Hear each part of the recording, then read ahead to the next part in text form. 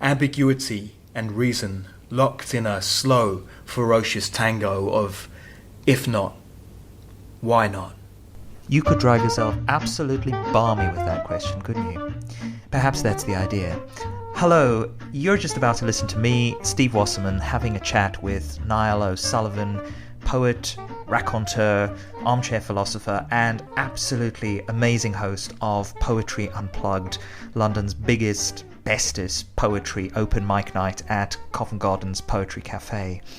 It's on a Tuesday. If you've never been, you are officially missing out. Feel the FOMO. We kick things off by discussing the differences between being called a poet and being called a trumpet, and then move on to a little game of my own devising called Cryptic Countdown. We do actually get round to talking about an August Kleinzhaler poem at some point too. What I really love when you Google your name is that, you know, you on Google, not on your website, but on Google, your name comes up, and then there's a dash, and then there's the word poet. Yeah. and there's something about that word. Mm-hmm. I'm interested what that word does for you. But there's something about that word next to someone's name, NIALL O'SULLIVAN, poet, that sort of raises a wry smile. And I'm wondering, why does it raise a wry smile? There's something kind of is it sort of kind of slightly old-fashioned, rococo? What is it about that word poet? Poet. I don't know. I only put poet there because there's another NIALL O'SULLIVAN who plays the trumpet, and you get NIALL O'SULLIVAN trumpet. So I don't play the trumpet. I'm a poet. I know what you mean. I sometimes hold back, when I'm meeting a prospective landlord or something like that, and they go, "What do you do?" "Oh, I'm a writer." I always end up saying, and a little something, the cock crows 3 times and all that kind of stuff, and I just feel like I've just become a Judas for my art form. But there's definite kind of situations where I tend to find myself the word poet kind of sticks in my throat, and I end up saying writer or something like that instead. But why does the word poet stick? I was trying to think of other titles that would get that same wry smile from me. Like someone gave me a business card. Mm-hmm. If you gave me a business card and it had NIALL O'SULLIVAN, landscape gardener, no problem. Yeah. But NIALL O'SULLIVAN, poet, and I was thinking, I came up with a few, right? I thought, okay, NIALL O'SULLIVAN, philosopher would do the same thing for me. Yeah. NIALL O'SULLIVAN, quipster. NIALL O'SULLIVAN, sage. What is thinker? What is it about that word poet that unnerves us somehow? We kind of want to titter almost. I think it's because it's kind of like, I think we a lot of people write poetry, but not many people call themselves poets, and we feel that if you call yourself a poet, then something has sanctioned you to call yourself a poet. You have crossed some particular line or achieved something. So a lot of people, it's always funny when someone will turn up at the open mic sometimes and say, "I'm a published poet," or something like that, and I wonder why they say that. And obviously the thing that people in my industry call themselves, well, actually no one does actually. People used to call themselves performance poets, and now I find that people who kind of are more into the live aspects of poetry will now call themselves poets, or they will be spoken word artists or something like that, and they'll leave the P word out completely. But yeah, no, it's true. Like, it's a bit like someone calling themselves a philosopher. I mean, even people with degrees in philosophy don't call themselves philosopher. It's almost like the only person who sort of calls themselves a philosopher without any self-conscious twinges is Alain de Botton or something like that.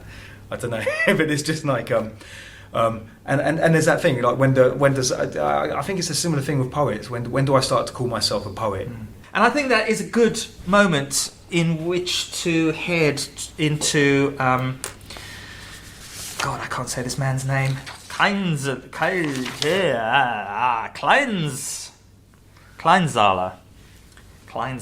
Maybe if you say it with an American accent, he's American. Kleinzhaler. How do you say his name? August Kleinzhaler. August Kleinzhaler territory. The Strange House Traveller's Keep, which you're going to read to us. I thought before you read it, there were a few words I actually looked up in this poem. Okay. Because you know those kind of words where you kind of go, yeah, I know what that means, and then someone says, what does that word mean? And you actually, I could not tell you what that, I sort of know what it means by context. So I thought we would do a very quick, just for the reader who is not sitting with the dictionary, a quick countdown round. I'll be Nick Hewer.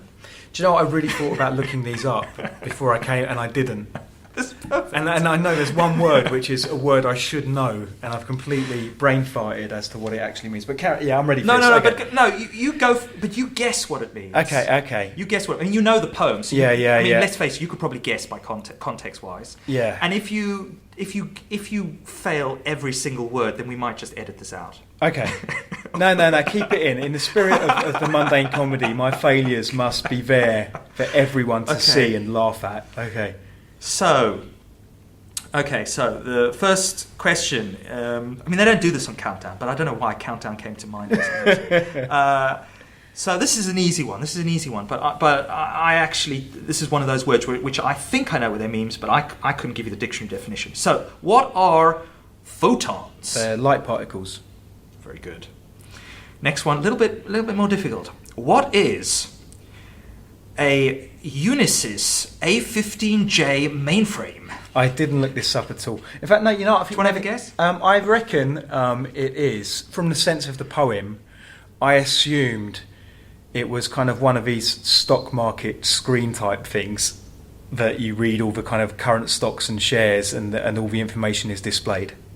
You're absolutely right. Unisys is a worldwide information technology company, and they do all the kind of the number crunching and put it all up on screens. And cool. Yeah. I only got that from the logic of the poem. I honestly did not look that up. What is a thunderhead? I don't know. Is that a jet? I don't. No. Because it's next to passenger jets. It's a thunderhead. I'm guessing that's just like a sound of thunder or something, maybe. A thunderhead is I can't even read my own notes. A cumulonimbus cloud seen during a thunderstorm. Right, there we go. Okay. What is a scow? Not scowl, scow. Is that kind of boat or something? Yep. Yeah. It's a sort of a barge. Right. Epistemologist? So someone who studies knowledge. Absolutely. Peristalsis. Is it something converting sort of sugar to... I can't remember. I just remember the biology teacher I hated who used to always go, peristalsis, like that. But I'm guessing it's some kind of digestive kind of... I can't remember. Is it sugar? It is to do with digestive. I love the definition that I got of this. Peristalsis is a series of wave-like muscle contractions that moves food to different processing stations in the digestive tract. Right, okay, right, yeah, there we go. So it's the muscles kind of going, sausage-like in the making little large intestines. I think that's pretty much it in terms of vocabulary that might slip people up. Great. So, do you want to do us a reading? Yeah, sure. The Strange Hours Travellers Keep by August Kleinzhaler. The markets never rest. Always they are somewhere in agitation. Pork bellies, titanium, winter wheat, electromagnetic ether peppered with photons, treasure spewing from Unisys A15J mainframes across the firmament, soundlessly among the thunderheads and passenger jets, as they make their night-long journeys across the oceans and steppes. Nebulae, incandescent frog spawn of information, trembling in the claw of Scorpio, not an instant, then shooting away like an enormous cloud of starlings. Garbage scows move slowly down the estuary. The lights of the airport pulse in morning darkness.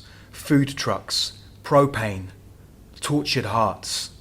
The reticent epistemologist parks, gets out, checks the curb, reparks. Thunder of jets, peristalsis of great capitals. How pretty, in her tartan scarf, her ruminative frown, ambiguity and reason locked in a slow, ferocious tango of, if not, why not? Meaty. It is meaty. So I thought we might just start from the start where it starts, which is the title. And I was thinking, well, where are the travellers? Are there? I mean, who are the travellers? Where are the travellers? There don't seem to be any travellers in this poem. Maybe the starlings. Mm-hmm. It's. I mean, just the title is quite elusive, isn't it? Quote, I think, and now I'm getting my modernists mixed up. It's either William Carlos Williams or Wallace Stevens, and I think it's the beauties of travel are due to the strange hours travellers keep them, or something like that. So basically, it's about the kind of beauty of travel being the strangeness, just being that, you know, when you're suddenly up in a city at 4:00 in the morning, all those weird kind of, because you're between places, you're between flights or whatever. And Kleinzhaler has kind of talked about how that's how a lot of his poetry kind of comes about, when he's actually outside of, beyond familiarity. So that kind of betweenness yeah. of, yeah, which you sort of get that, don't you? Because it's hard to situate the where you are, the viewer, in the first couple of stanzas. I mean, who is it who is watching these never-resting markets? The markets never rest. Always they are somewhere in agitation. Pork bellies, titanium, winter wheat, electromagnetic ether peppered with photons, treasure spewing from Unisys A15J mainframes across the firmament, soundlessly among the thunderheads and passenger jets as they make their night-long journeys across the oceans and steppes.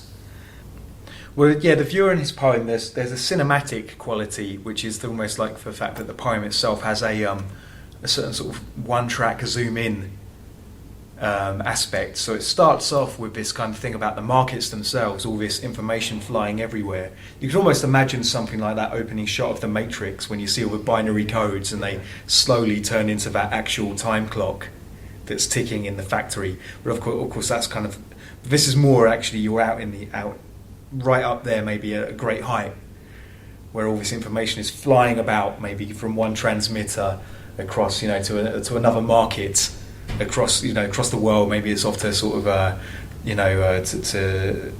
to Tokyo or somewhere like that, to appear on another screen. So there's all this information, the photons, everything's flying around, this virtual information, and then the poem kind of. So the information is travelling with that kind of speed that it does through networks, and it is, and then it kind of plunges downwards, and you get this kind of vista of the town. So you get the, so you've got the thunder jets and all that kind of stuff at first, and then the next moment you have the kind of in the third verse, I guess, or the third stanza, you start to get the garbage scows, the lights of the airport, the food trucks.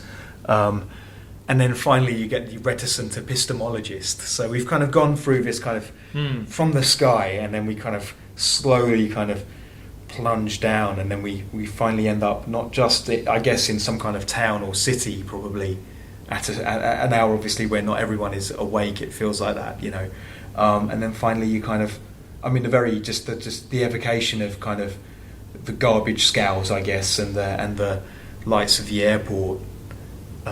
You think of it just the garbage collection anyway, even obviously it's a boat, but the rubbish collection and the airport, we tend to associate it with kind of odd hours of those times. And then finally we just have this image of and it feels like a kind of gag, it kind of feels like a highbrow joke about a reticent epistemologist parking her car.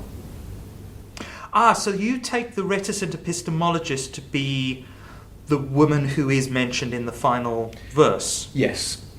Checks the curb. Yeah, the ambiguity and reason locked in a slow, ferocious tango of if not, why not, I think is kind of mirrored in her parking the car, checking it, and this kind of thing of the randomness of the moving the car, checking it against this rational ideal of where the car should be, the ultimate parking position. Garbage scows move slowly down the estuary. The lights of the airport pulse in morning darkness. Food trucks, propane, tortured hearts. The reticent epistemologist parks, gets out, checks the curb, reparks. Thunder of jets, peristalsis of great capitals. How pretty, in her tartan scarf, her ruminative frown, ambiguity and reason locked in a slow, ferocious tango of, if not, why not? So explain that to me again, because that's sort of gone over my head. Like one of like the stars and the starlings and all of that stuff. Okay, so we have so we're with this person, this reticent epistemologist. Yeah. And the epistemologist is the person who studies the theory of knowledge, what we can know, what do we need to know.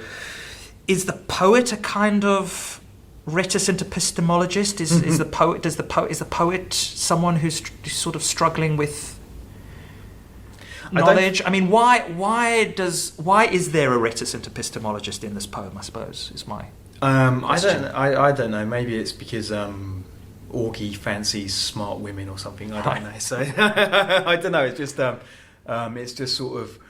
Is her reticence to do with her being an epistemologist, to do with her checking the curb? I mean, I just find it kind of confusing, that particular section of the poem. The reticent epistemologist parks, gets out, checks the curb, reparks. Why do we need to know that she is reticent or that she is an epistemologist? Is the epistemology to do with the checking in some way?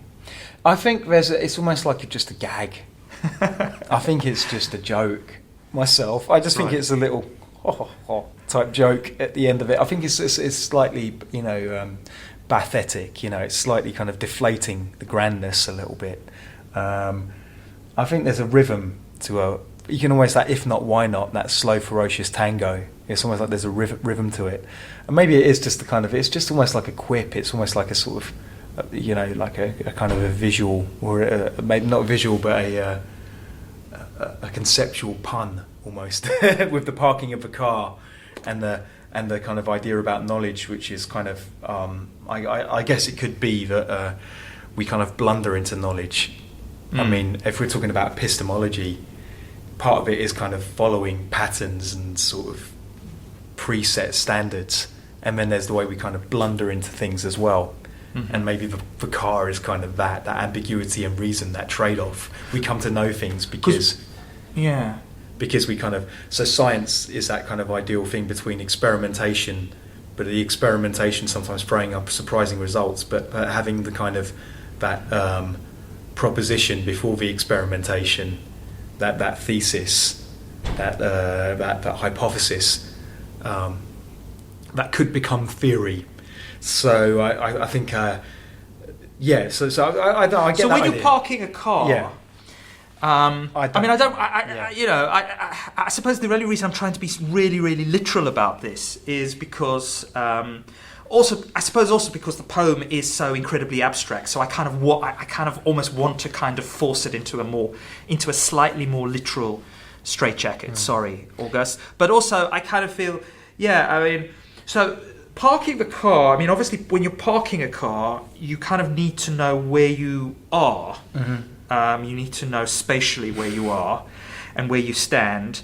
And is knowledge similar in the way that, I mean, you're the man who's read a lot of philosophy. Is it similar in terms of how we understand where we are and what we know? It could also be, I mean, one of the big epistemological kind of quandaries, like, for instance, consciousness. Right. Which is, we have one way of investigating it. You could say there's sort of phenomenology, which is reporting on our first-person experiences, and then there's looking at brains, cognitive science, which is kind of measuring doing experiments based on sometimes on people's first-hand reports, but finding a third-person methodology for processing it. And so consciousness in some ways is a kind of a mystery, because although some people are very adamant that it isn't, and once we figure out everything about the brain, then we've worked out consciousness. But it feels sometimes that there are phenomenological and kind of intuitional aspects of consciousness, but I don't quite know how to kind of apply to a rational formula or a rational framework that feel very real and so on, but they don't quite chime together. And so there's that kind of blundering in that sense. And sometimes with someone makes a great kind of theoretical breakthrough, and suddenly something that felt very kind of ambiguous and very kind of intuitive suddenly becomes part of the framework, and it becomes suddenly the kind of something that we can investigate in different ways. And is that blundering sort of being recreated in the poem? Because I was thinking particularly where we start off with all of the stuff whizzing around, all the stocks and the money and the assets, and there is this kind of very modern anxiety about this stuff which is incredibly important, this information, but economies rise and fall on it, and yet it's intangible. Similarly, knowledge in some way, incredibly important information, and yet what is it? Yeah. Where is it? Can we touch markets, it? It's real things, but it's a futures market. Yeah. So it's kind of it's so which aren't real, obviously. Futures is speculation, and it is kind of real things such as real assets that transubstantiated into kind of ideas and hunches about the future. And then these ideas and hunches themselves, that's how capitalism works, I guess.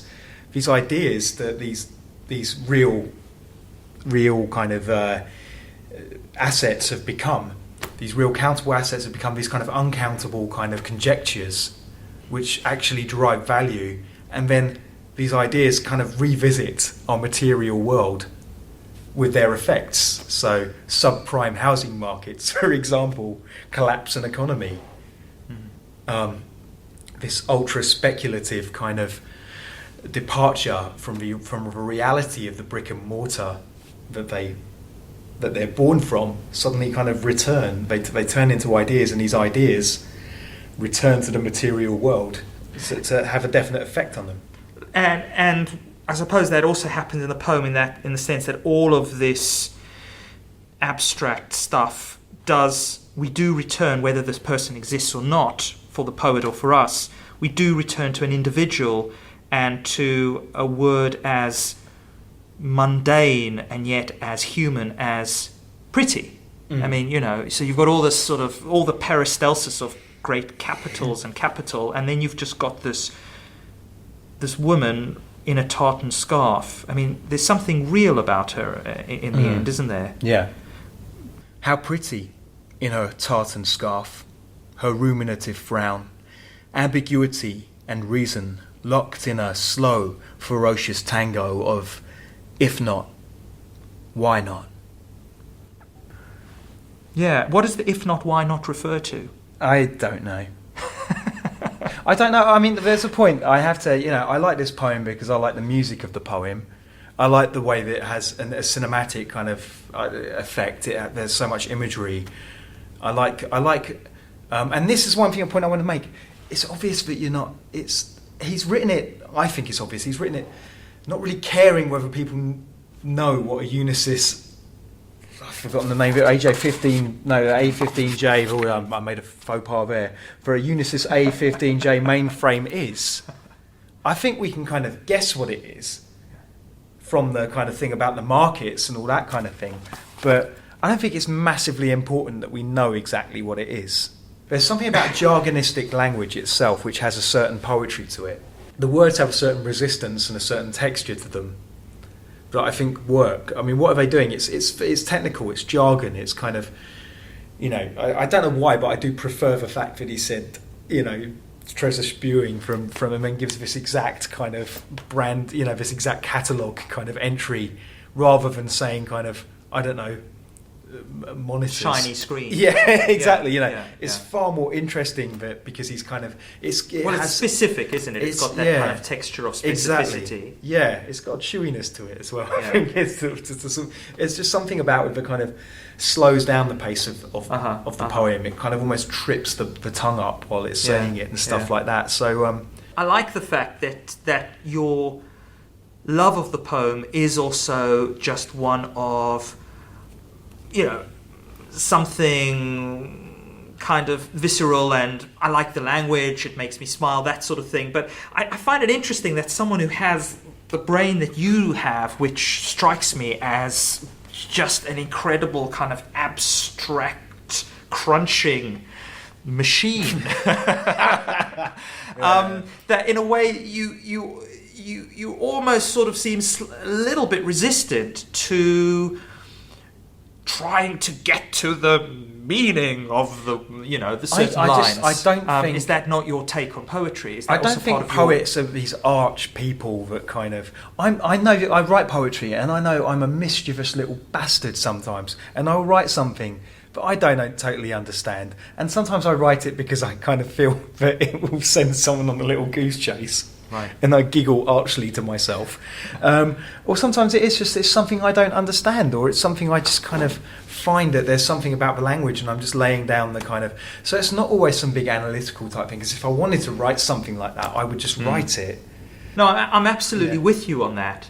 And I suppose what interests me about poetry, what I love about particularly a poem like this, is a sort of associative aspect that comes from reading language you don't completely understand. So, for example, the stuff about the nebulae and the claw Scorpio and this incandescent frog spawn of information kind of got me sort of almost free associating an idea that I kind of keep on coming back to is the sense of information being kind of churned out from the planet, and as we know, radio waves just traveling infinitely, and then someone in an incredibly distant galaxy listening to the Archers. I suppose really what I'm interested in is more the sense of those moments for you in the poem. I mean, those moments, those kind of associative moments, certain lines that maybe take you to a place where you don't know if that was at all his intention. I think it's just sort of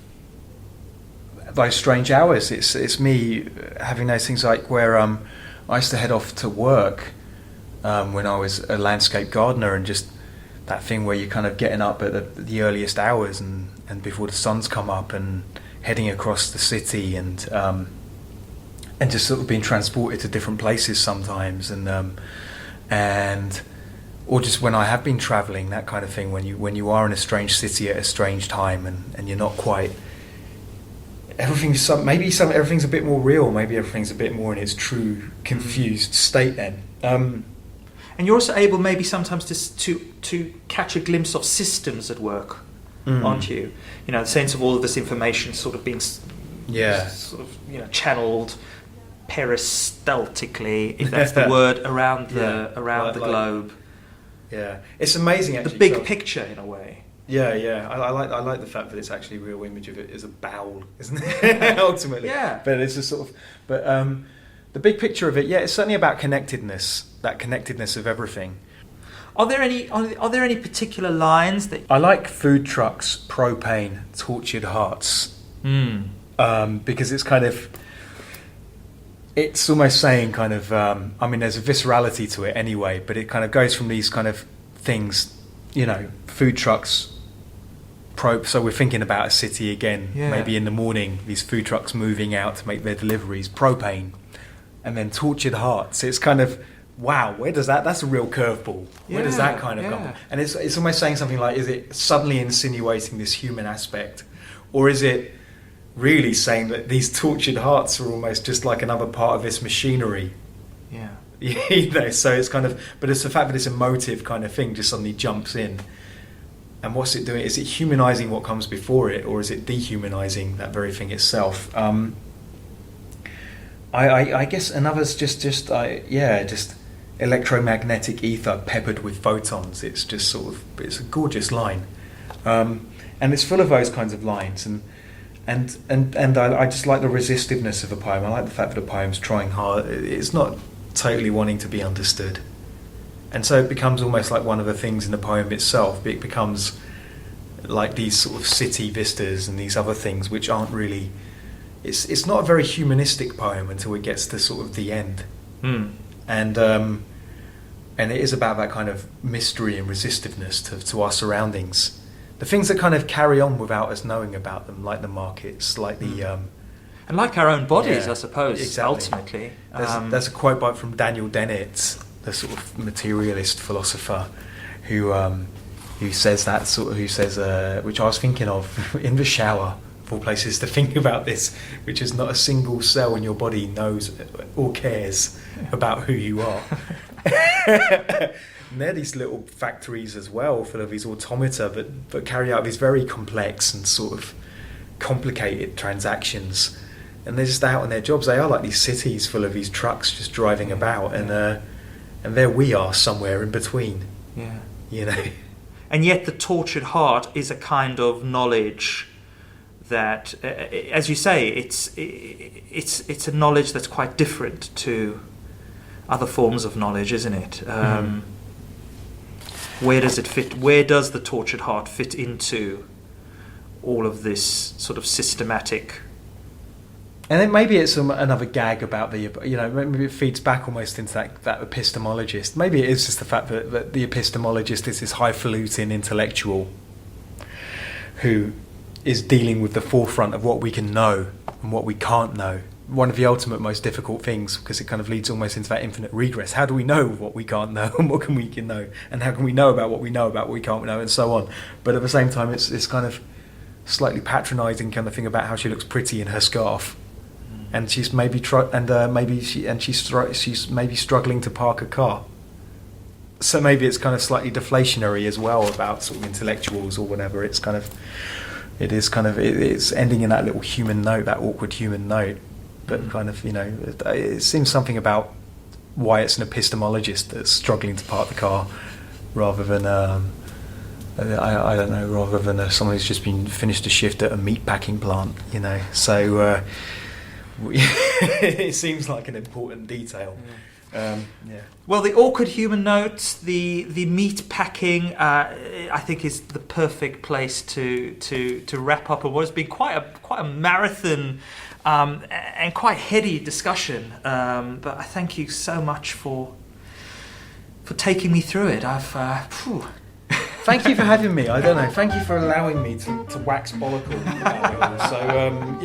So it's been really good fun. Cheers.